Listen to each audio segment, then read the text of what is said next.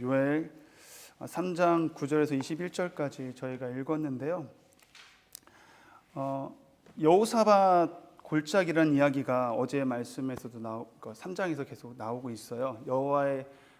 여호사밧의 골짜기라는 것은 판결의 골짜기, 심판의 골짜기. 그래서 여호와의 날, 그날 심판의 날에 이곳 가운데 하나님께서 심판을 내리시겠다라는 의미를 갖고 있죠. 오늘 너희는 이라고 이제 시작을 하는데, 너희라는 것에 대해서 저는 이제 몇 번을 읽고 나서 이제 주석도 보면서 너희라는 것이 어떤 이제 믿는 사람들이 믿는 사람들을 말하는 것이 아니라 이방 사람들을 이야기하는 것입니다. 그래서 너희는 모든 민족에게 이렇게 널리 선포할지어다. 열국의 사람들이 열국 사람들에게, 안 믿는 이방 사람들, 하나님을 섬기지 않는 그 사람들에게 너희는 전쟁을 준비하고 용사를 격려하고 병사로 다 가까이 나와서 올라오게 할지어다. 지금 여호사밧 골짜기, 그 심판의 판결의 골짜기로 다 올라오라는 것입니다. 근데 그냥 오는 것이 아니라 너희들이 전쟁을 준비하고 오라고 해요. 그러면서 오늘 또 계속 보시면은 너희는 보습을 쳐서 칼을 만들지어다. 낫을 쳐서 창을 만들지어다.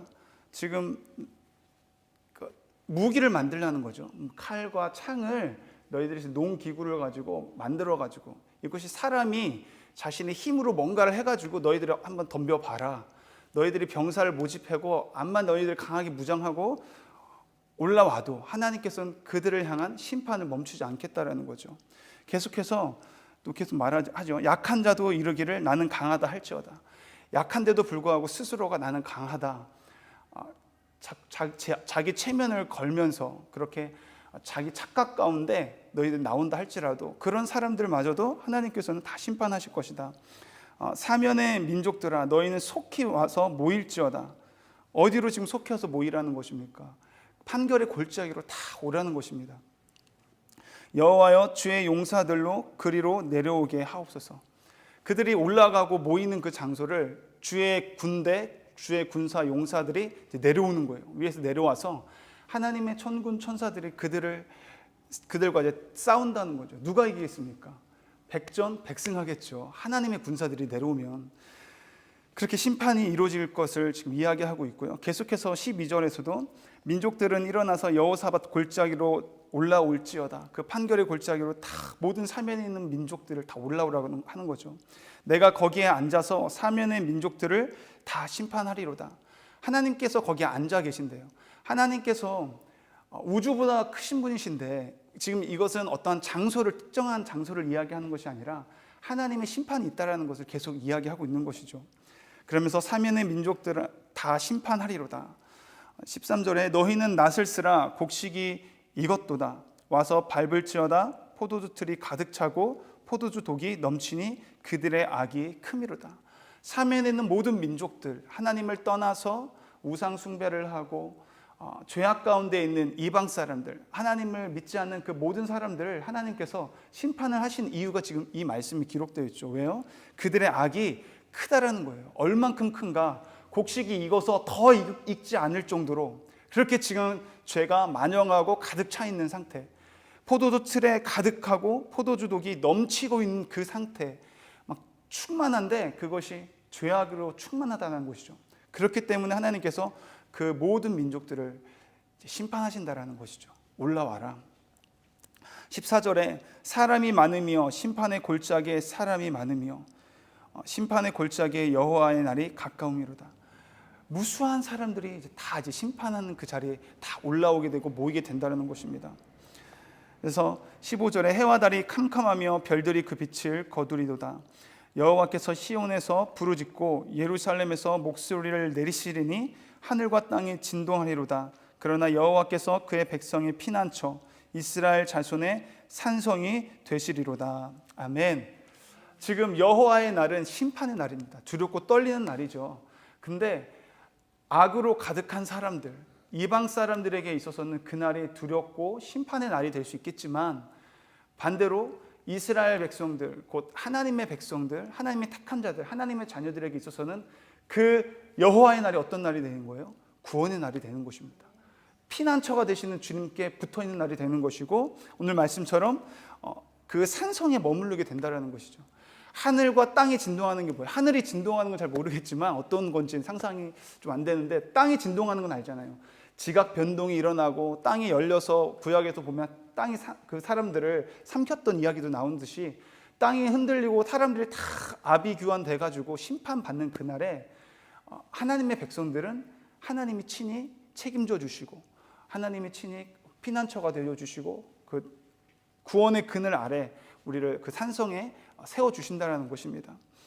그래서 이중성이 있는 거죠. 여호와의 날, 심판의 날에는 믿는 자들에게 있어서는 하나님 앞에 신실하게 하나님을 따르는 자들에게 있어서는 구원의 날이 될 것이고, 안 그런 자들에게는 심판 날이 된다는 것입니다. 더 요엘이라는 선지자의 그 요엘이라는 뜻이 엘이 하나님이잖아요. 요 엘이 여호와, 야훼는 하나님이시다라는 것이죠. 하나님은, 여호와는 하나님이신 줄 믿습니다. 하나님은 전지전능하신 분이세요. 그래서 우리가 세상에서도 법정이 있잖아요. 법원에 가면은 심증이 있어도 물증이나 어떤 증인이나 증거가 없으면은 그냥 무죄가 되잖아요. 어떤 증거가 있어야 되는데 심증만 가지고 있으면 안 되는데, 하나님 앞에서는 물증이나 증인이 필요 없다는 거예요. 하나님 자체가 증인이시고 하나님이 모든 것을 아시기 때문에 하나님이 심판의 날에 가장 정직하게 심판을 한다는 것이에요. 그래서 우리가 위로가 되고 소망이 되는 것은, 내가 핍박을 당하고 내가 억울한 일을 당했다 할지라도 그 가운데서 우리를 신원해 주시는 분이 계시다라는 것이죠. 하나님이 우리를 그 원통함과 그 마음을 다 아시고 해결해 주시는 줄 믿습니다. 그래서 저희들이 여호와의 날, 그 심판의 날을 두려워하는 것이 아니라 오히려 고대하고 주님 오실 그날을 우리가 기다리면서 저와 여러분이 사모하는 그날이 여호와의 날이 됐으면 좋겠습니다. 아멘. 계속 이제 읽어보면요, 결국에는 18절에서 21절에 보면 마찬가지입니다. 이스라엘 백성들에게 하나님께서 창조의 질서를 회복해 주시고 생명수가 넘치는 그 샘물로, 생명수 강가로 인도해 주시고, 하나님께서 여호와의 성전에 샘이 흘러나와서 골짜기에 되리라, 이런 이야기를 하면서 이스라엘의 회복과 축복에 대한 이야기를 하고 있고, 반대로 19절의 말씀을 보면요, 그러나 애굽은 황무지가 되겠고 에돔은 황무한 들이 되리니 이는 그들이 유다 자손에게 포악을 행하며 무지한 피를 그 땅에서 흘렸음이니라. 믿는 자들을 핍박했던 이들은 하나님께서는 어떻게 황무하게 한다, 결국은 하나님께서 심판하신다라는 것을 오늘 마지막 장에서 또 이야기하고 있습니다. 저와 여러분, 하나님의 심판이 있다는 사실을 기억하시고, 우리가 그 무엇보다도 준비할 것이 있다면, 금보다도 귀한 것이 있다면 그것은 주맞을 준비하는 자가 돼야 된다는 것입니다. 그래서 저와 여러분, 주님 오실 날을 고대하면서 마라나타, 우리 찬양도 있잖아요. 주님 오실 날 우리가 고대하면서 힘들고 어려워도 물질적으로, 건강적으로, 관계적으로 내가 복음 전하는 데서 어려움이 있고 그 모든 상황 가운데서도 하나님 우리를 시원해 주시고 모든 것을 아시는 분이 있다는 것을 기억하시면서 저와 여러분이 신앙생활을 흔들리지 않고 굳게 하나님만을 신뢰하며 나아갈 수 있는 저와 여러분이 되었으면 좋겠습니다. 그리고 한 가지 더 하고 싶은 말은, 이 말씀을, 요엘서 말씀을 보는데 초반에는 그런 게 있잖아요. 이스라엘을 하나님이 심판하는 장면이 나오잖아요. 왜 심판을 하실까요? 사사기 말씀이 생각났어요. 우리가 얼마 전에도 봤지만 그들이 하나님을 떠나고 왕의 자리에, 하나님이 그 왕좌에 계셔야 되는데 그 자리에 우리가 있어가지고 하나님 말씀 따라 사는 것이 아니라 내 생각과 내 뜻과 내 소견을 따라서 내가 왕이 돼가지고 살게 된다면 그것이 결국은 죄고 하나님을 떠나는 거잖아요. 그래서 하나님께서는 그 사이클이 있잖아요. 그래서 하나님께서 압제 속에서 그 다른 이방 민족을 통해서 고통을 당하게 하고, 그런 압제 속에 있던 이스라엘이 너무 힘드니까 결국은 하나님을 찾게 되고, 하나님은 또 긍휼하셔서 그들이 부르짖고 기도할 때에 구원하기 위해 사사를 세워주시고 구원해 주셨는데, 이스라엘 백성들이 또 하나님을 잃어버리고 망각해버리고 또 죄를 짓는 반복되는 사이클이 있잖아요. 요엘서에서 이스라엘 백성이 그렇게 하나님 앞에 떠나고 자기 멋대로 자기가 왕이 돼가지고 자기가 하나님인 양 살아가니까 하나님께서는 그들이 마땅히 의를 행하고 정의를 행하고 말씀을 따라 살아가야 되는데 그러지 않으니까 그들을 하나님께서 심판하셨듯이 이방 나라를 사용해서 심판하셨잖아요. 요엘서 말씀 초반에 보면 우리가 봤지만 메뚜기 재앙을 통해서 막 창조의 질서를 막 하나님께서 황폐케 하고 창조의 질서를 흔들잖아요. 그리고 이 말씀을 보면서 큰 은혜가 되는 것은 이스라엘이 멸망당하면 창조의 질서가 흔들리는구나. 왜 흔들리는가? 왜 흔들릴까요? 그들이 아니면은 하나님의 복음을, 하나님 말씀을, 은혜를 전달할 자가 없기 때문에 이 땅이 황폐해질 수밖에 없는 거예요. 그렇기 때문에 결국은 내가 멸망하면 안 되겠구나. 내가 죄 가까운데 져서 내가 하나님 앞에 죄인으로 내가 왕이 되면은 이 말씀을 온전히 전할 자가 없고, 그러면 결국은 소망이 없구나. 이 땅에는 결국은 온 세상의 희망은 나에게 있구나라는 말씀이 이렇게 묵상이 되어지더라고요. 그래서 정말 내가 잘나서 이 세상의 희망이다, 내 소망이다, 이것이 아니라 내 안에 예수가 계시기 때문에, 온 세상의 열방의 소망 되신 주님이 내 안에 계시기 때문에 나로 말미암아 그 예수가 선포되어지고 드러나고 영광이 될 때에 나 때문에 내 가정이 살고 교회가 살고 내 주변에 있는 사람이 살고, 더 나아가 열방과 민족과 온 세상이 이 질서가 회복될 수 있구나라는 사실을 저 여러분이 기억하시고, 오늘도 내가 얼마나 귀하고 정말 존귀한 자인지 기억하시면서 그 말씀 붙들고 승리할 수 있는 저 여러분이 되었으면 좋겠습니다. 기도하시겠습니다. 하나님 아버지, 말씀을 통해 이 땅의 소망과 온 세상의 희망이 하나님의 백성에게 달려있음을 다시금 깨닫게 하심을 감사합니다.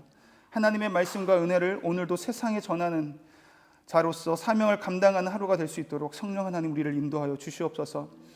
그렇게 하나님 앞에 깨어 기도하고 말씀 안에서 더욱 주님을 신뢰함으로 사명을 감당하게 하사 창조의 질서가 회복되는 놀라운 일들을 볼 수 있는 놀라운 복을 누리게 하여 주시옵소서. 하나님 아버지, 누군가에게는 심판의 날이 되고 누군가에게는 구원의 날이 될 그 끝이, 그 여호와의 날이 반드시 오게 될 것을 믿습니다. 우리의 삶 가운데, 인생 가운데 억울한 일, 분통한 일, 핍박 가운데 가슴 아픈 순간들이 있다 할지라도 하나님께서 모두 아시고 신원해 주실 줄 믿고 그 모든 힘겨운 순간들을 믿음으로 극복하며 승리할 수 있도록 붙들어 주시옵소서. 예수님의 이름으로 감사드리며 기도드립니다. 아멘.